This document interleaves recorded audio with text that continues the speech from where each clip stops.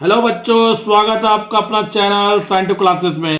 आज हम लोग क्लास 12 फिजिक्स चैप्टर 13 न्यूक्लियाई का इंपॉर्टेंट टॉपिक को डिस्कस करेंगे, जो एग्जाम में इस बार आने का चांसेस बहुत ही ज्यादा है। वीडियो बहुत ही इंपॉर्टेंट होने वाली है। वीडियो में जो भी नया है चैनल को सब्सक्राइब कर ले, घंटी के बेल आइकन को प्रेस कर ले, जिससे कोई भी नया वीडियो आए सबसे पहले आपको देखने को मिले। तो न्यूक्लियाई का जो फर्स्ट टॉपिक है 1 AMU।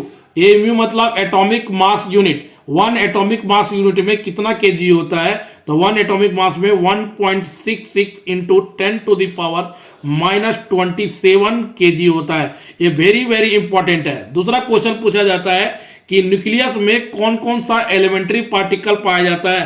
तो न्यूक्लियस में प्रोटॉन और न्यूट्रॉन पाया जाता है। और तीसरा पूछा जाता है साइज ऑफ न्यूक्लियस कितना होता है? तो साइज ऑफ न्यूक्लियस 10 का पावर -15 मीटर, इसको न्यूक्लियर रेडियस भी बोला जाएगा। और एटॉम का साइज पूछा जाए तो एटम के साइज होता है 10 का पावर -10 मीटर। ये एटम का साइज है, ये न्यूक्लियस का साइज है। तो यहां से ऑब्जेक्टिव तीनों से आएगा। 1 AMU इक्वल टू कितना? 1.66 into 10 to power -27 kg. Nucleus में कौन सा एलिमेंट्री पार्टिकल पाया जाता है? तो प्रोटॉन और न्यूट्रॉन। न्यूक्लियर रेडियस कितना होता है? 10 का पावर -15 मीटर। और एटम का साइज कितना होता है? 10 का पावर -10 मीटर। ठीक है। सेकंड इंपॉर्टेंट टॉपिक है आइसोटॉप्स, आइसोबार्स, आइसोटॉन्स, आइसोमर्स। आइसोटॉप्स क्या बोला जाता है कि जिस एलिमेंट का एटॉमिक नंबर सेम हो बट मास नंबर क्या होना चाहिए? डिफरेंट होना चाहिए, उसे बोला जाता है आइसोटॉप्स। आइसोबार्स क्या होता है? Same mass number but different atomic number, उसको आइसोबार्स बोला जाता है। आइसोटॉन्स किसको बोला जाता है? Same neutron number but different atomic और mass number. Neutron number same और एटॉमिक और मास नंबर डिफरेंट। आइसोमर्स किसको बोला जाता है? मास और एटॉमिक नंबर सेम होगा लेकिन रेडियो एक्टिव प्रॉपर्टी डिफरेंट होगा। तो atomic number same, mass number different, isotope. Mass number same, atomic number different, isobars. Neutron number same, atomic और मास नंबर डिफरेंट, आइसोटॉन्स। एटॉमिक और mass number same, radio active property different, तो isomers. उम्मीद करते हैं आपको isotopes, isobars, आइसोटॉन्स और isomers समझ आ गया होगा। नेक्स्ट इंपॉर्टेंट टॉपिक है न्यूक्लियर फोर्स और उसके प्रॉपर्टी। न्यूक्लियर फोर्स क्या होता है? न्यूक्लियस के अंदर प्रोटॉन और न्यूट्रॉन बांधे रखने में जितना फोर्स लगता है, प्रोटॉन और न्यूट्रॉन को न्यूक्लियस के अंदर बांधे रखने में जितना फोर्स लगता है, उस फोर्स को बोलते हैं न्यूक्लियर फोर्स। न्यूक्लियर फोर्स कैसा है? स्ट्रॉन्गेस्ट फंडामेंटल नेचुरल फोर्स है। उसके आते हैं प्रॉपर्टी। प्रॉपर्टी में शॉर्ट रेंज फोर्स है, स्ट्रॉन्गेस्ट नेचुरल फंडामेंटल फोर्स है, नॉन सेंट्रल फोर्स है। ठीक है, ये इसका प्रॉपर्टी है। तो उम्मीद करते हैं आपको समझ आ गया होगा। नेक्स्ट इंपॉर्टेंट टॉपिक है मास डिफेक्ट। मास डिफेक्ट को डेल्टा एम से दिखाते हैं और डेल्टा एम बराबर होता है मास of nucleons minus mass of nucleus.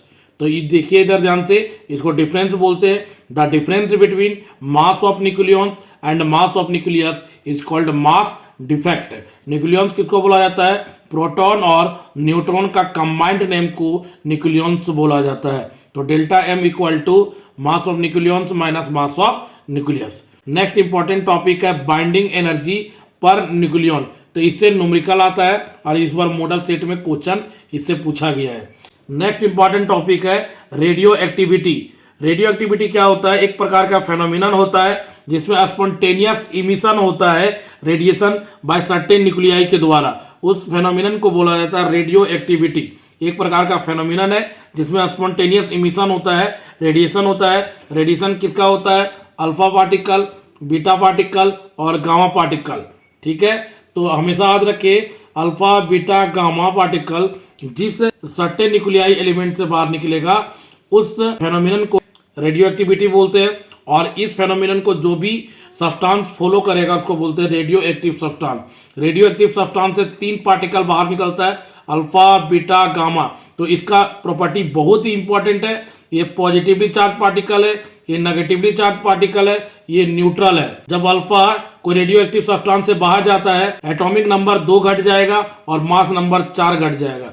Beta particle निकलेगा तो एटॉमिक नंबर 1 इंक्रीज हो जाएगा और गामा का निकलने से कोई भी चीज इंक्रीज नहीं होगा। तो ये इसका प्रॉपर्टी है। नेक्स्ट इंपॉर्टेंट टॉपिक है रदरफोर्ड सोडी एक्सपेरिमेंट या law of radioactive decay बोला जाता है। तो तो ये वेरी वेरी इंपॉर्टेंट टॉपिक है और उम्मीद करते हैं इस बार 3 मार्क्स का एग्जाम में पूछ ले। तो उम्मीद करते हैं आप लोग अच्छे से इसका तैयारी किए होंगे।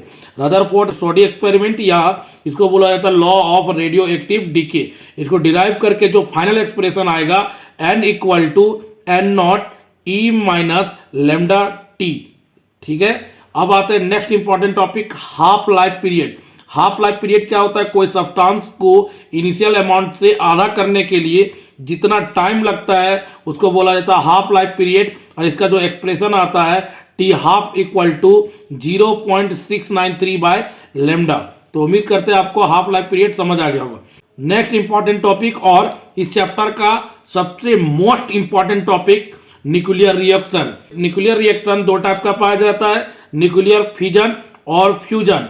न्यूक्लियर फ्यूजन में हेवी एलिमेंट टूट के 2 लाइटर न्यूक्लियाई में बदलता है और फ्यूजन में 2 लाइटर न्यूक्लियाई जुड़ के एक हेवी न्यूक्लियस फॉर्म होता है। इसमें हेवी न्यूक्लियस टूटता है, इसमें 2 लाइटर न्यूक्लियाई से जुड़कर एक हेवी न्यूक्लियस बनता है। ठीक है, ये आपके एग्जाम पॉइंट व्यू से बहुत ही इंपॉर्टेंट टॉपिक है, इसलिए इस टॉपिक को जरूर एग्जाम में पढ़ के जाए। थैंक यू, आपका दिन शुभ हो।